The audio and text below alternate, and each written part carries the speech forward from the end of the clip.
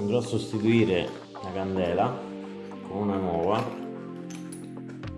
Questo è il kit di serie che danno con il Suzuki. C'è la chiave per smontare la candela e un cacciavite che va messo così per fare leva. Si apre la calandra da questi due elastici, queste due chiusure in gomma, solleva la calandra e avremo qui la candela.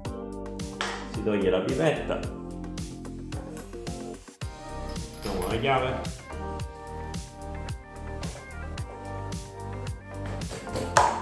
andiamo a dare un colpo e la candela deve venire via molto facilmente. La vado a sostituire solamente perché è trascorso un anno e per sicurezza, anche se la candela, come si può vedere, è perfetta, anche il colore è marrone, quindi la carburazione va bene, andrò a sostituire con una identica CR6 HSA.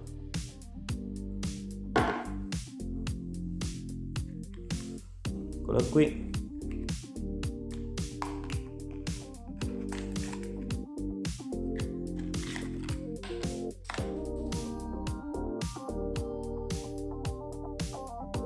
Ovviamente prima di scendere in mare metterò in moto il motore per farlo girare un po', in modo tale da far assestare la candela nuova. Andiamo ad avvitare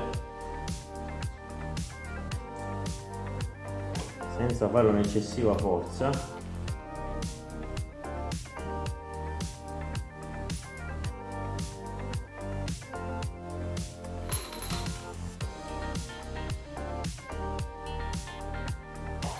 Va bene, attacchiamo la pipetta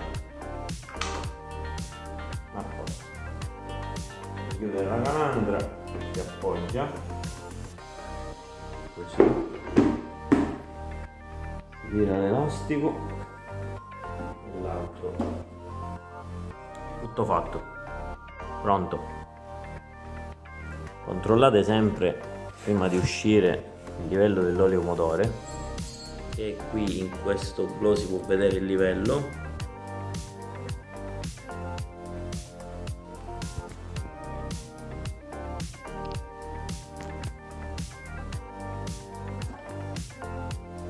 Ecco qui, se il livello scende sotto il pallino rosso ovviamente va aggiunto l'olio. Come si vede l'olio è pulito, quindi non andrò a sostituirlo.